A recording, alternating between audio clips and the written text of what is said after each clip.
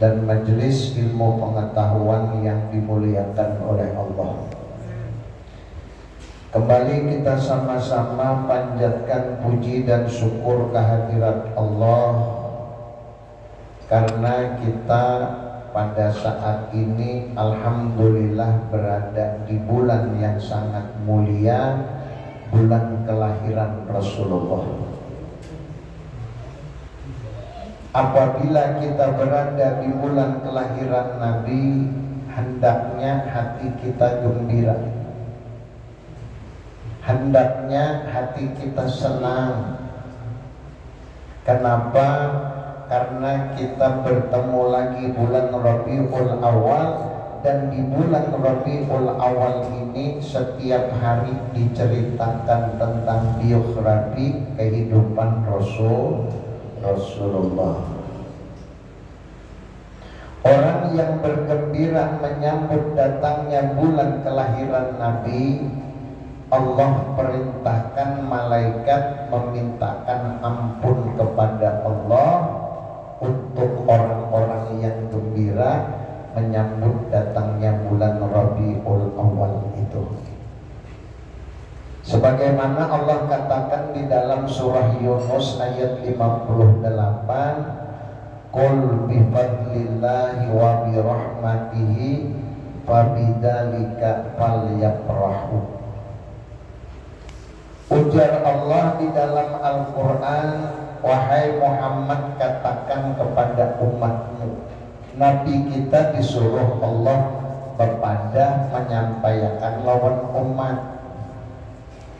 Bifadlillah, dengan anugerah yang sudah diberikan oleh Allah, dengan karunia yang sudah diberikan oleh Allah, wa birahmatihi, dan dengan rahmat Allah, fabidzalika falyafrahu, dengan karunia Allah tadi dan rahmat Allah tadi harusnya kita bergembira, senang.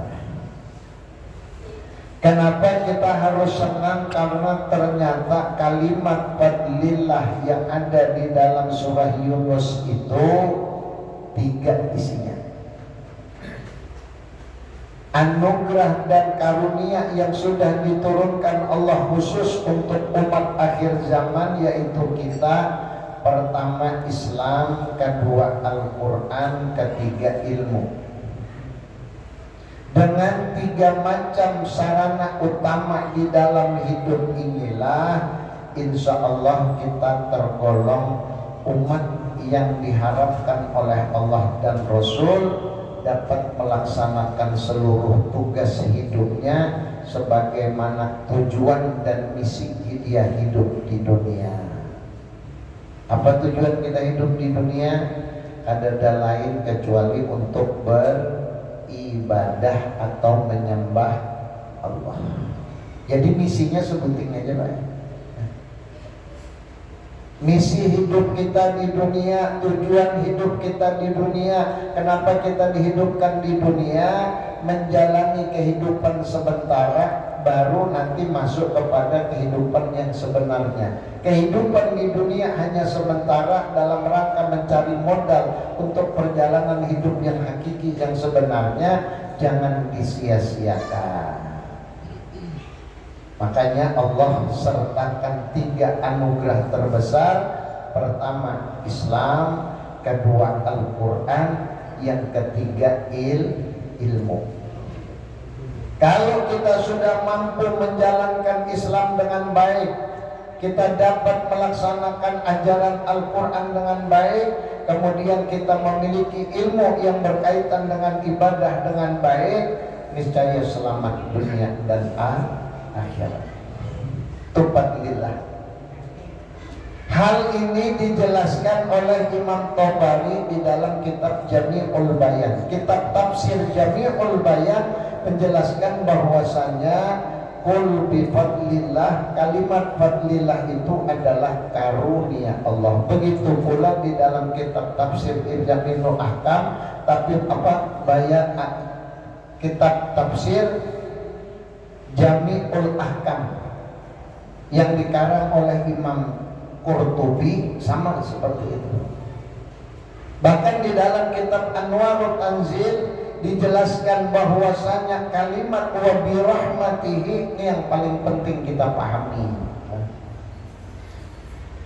Di dalam kitab Anwarut Tanzil bahwasanya kalimat wa bi rahmatihi dan dengan rahmat Allah, ternyata yang dimaksud dengan rahmat tidak lain adalah kelahiran junjungan kita Nabi besar Muhammad sallallahu alaihi wasallam. Nah, jadi empat yang kita dapat nilai dalam kehidupan Islam. Pertama Islam, kedua Al-Quran, ketiga ilmu. Lalu rahmat terbesar bagi umat manusia di akhir zaman tidak lain diutusnya junjungan kita Nabi besar Muhammad sallallahu alaihi wasallam. Makanya kelahiran Nabi, malam kelahiran Nabi itu lebih besar daripada malam Lailatul Qadar. Bapak Ibu hadirin sekalian yang berbahagia, patut kita bersyukur kalau setiap hari di bulan Rabiul Awal ini kita dapat melibatkan diri dalam rangka gembira menyambut kelahiran Nabi itu. Bagaimana cara kita menghubungkan diri kita kepada hal tersebut? Otomatis rancak-rancaklah, sering-seringlah hadir ke peringatan Maulidur Rasul, libatkan diri di dalamnya. Kalau perlu lakukan di rumah sendiri, tidak sanggup melakukan di rumah kita masing-masing, lakukan di tempat di mana orang melakukan peringatan, ikutlah di dalamnya, ikutlah mengambil bagian di dalamnya. Barang naik membantu apakah? Membantu biayanya kan? Ada kaum bantu biayanya, barang bantu tenaga. Ada kaum bantu tenaga, barang bantu pikiran. Jangan nang dibantu umpat makannya, jangan membantu. Lah, jakanya kawan ini bila ada orang peringatan dilanggar di masjid kah? Ayo bang hadir, umpat di dalam kepanitiaan. Kalau perlu menyumbang, awak sudah ada di situ. Duitnya ada di situ, tenaganya ada di situ. Kadang mohon datang yang sia-sia, tidak ada yang sia-sia, semua dibalas oleh Allah. Kenapa?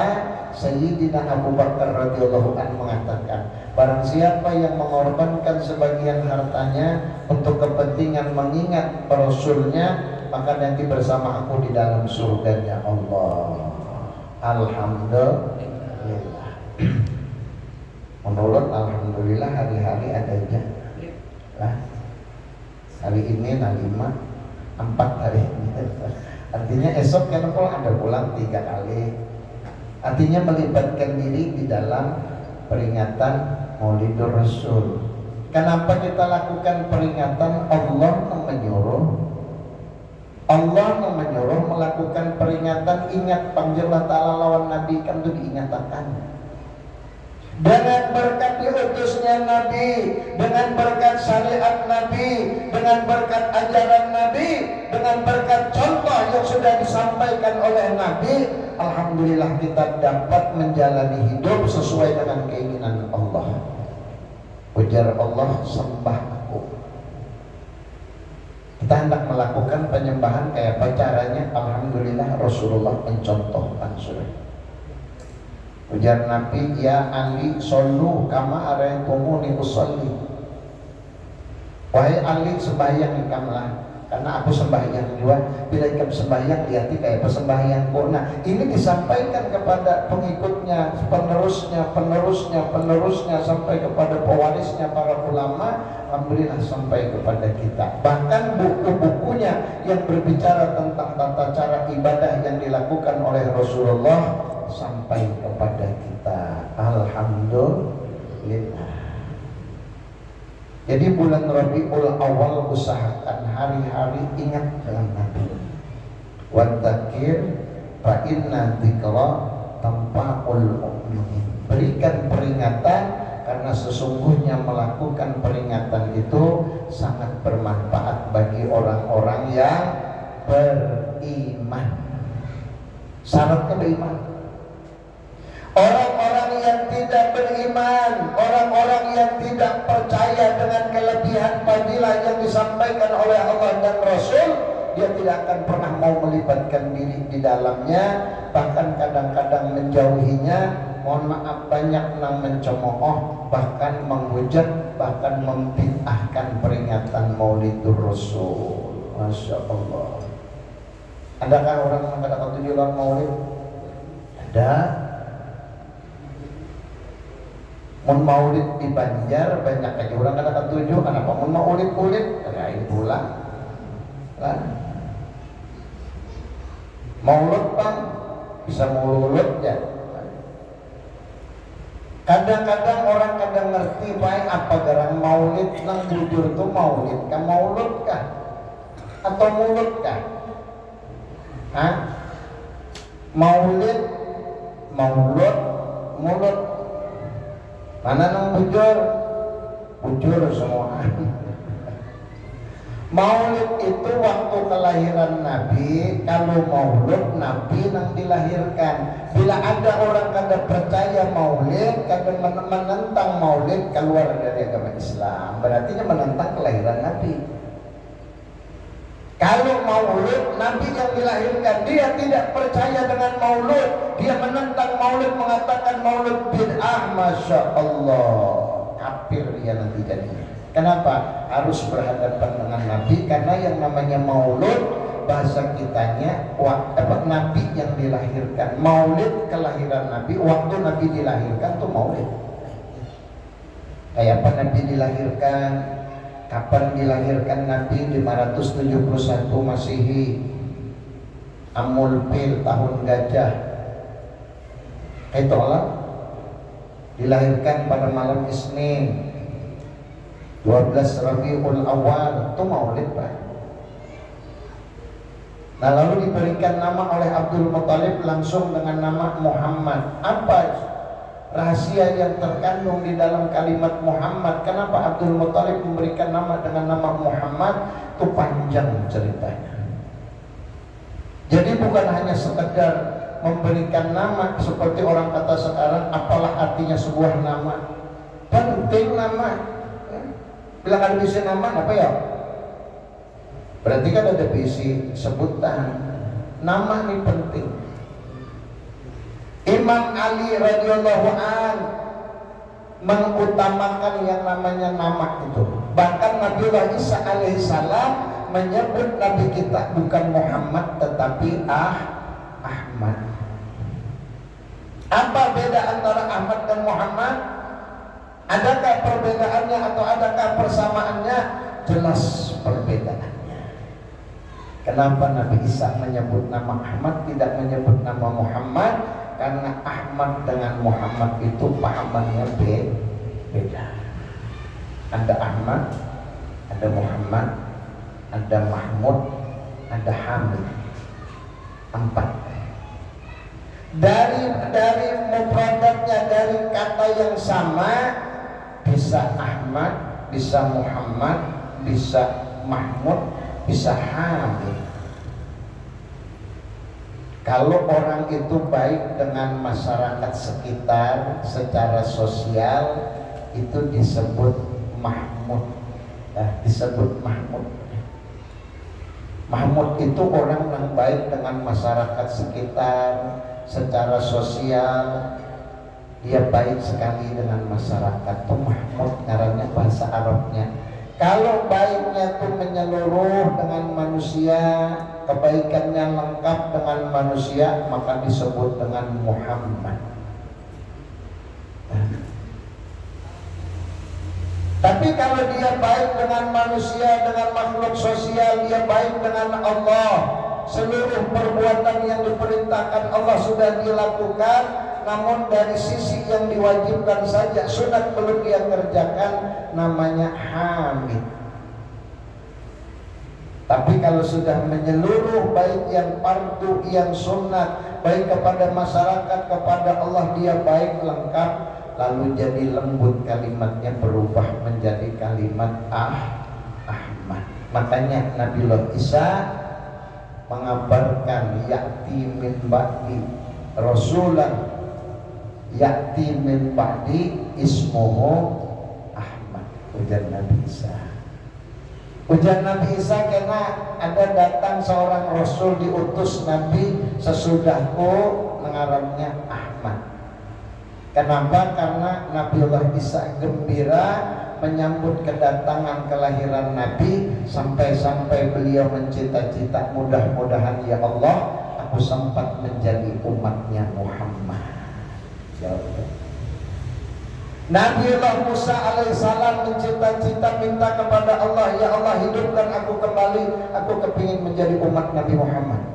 Riwayat menyebutkan Nabi Musa pernah dihidupkan di zaman Rasul, kemudian dimatikan lagi. Dia hanya bersahadat dengan Nabi Muhammad, artinya mengikut sebagai umat Nabi Muhammad. Adapun Nabiullah Isa alaihissalam nanti diturunkan sebagai Imam Mahdi, berarti umat Nabi Muhammad. Malaikat Jibril kepingin jadi umat Nabi Muhammad. Kenapa? Hebat baik umat Nabi Muhammad. Cuman sangat disayangkan umat yang dikatakan oleh Allah paling istimewa dibanding umat yang lain, justru umatnya nangka data tahumuha. Peringatan kada pernah umpat. Bila 17-an payahnya itu Allah tahun baru payahnya, padahal tahu dia manfaatnya. Nah jadi oleh sebab itu sekali lagi kita bersyukur karena kita berada di bulan Rabiul Awal. Banyak-banyaklah mengingat umat Nabi, mengingat Rasulullah, karena dengan begitu insya Allah kita dikumpulkan dengan beliau di dalam surganya Allah. Amin ya Rabbal alamin. Bapak Ibu hadirin sekalian yang berbahagia, melanjutkan pengajian kita masih berbicara tentang syariat, tarekat dan hakikat.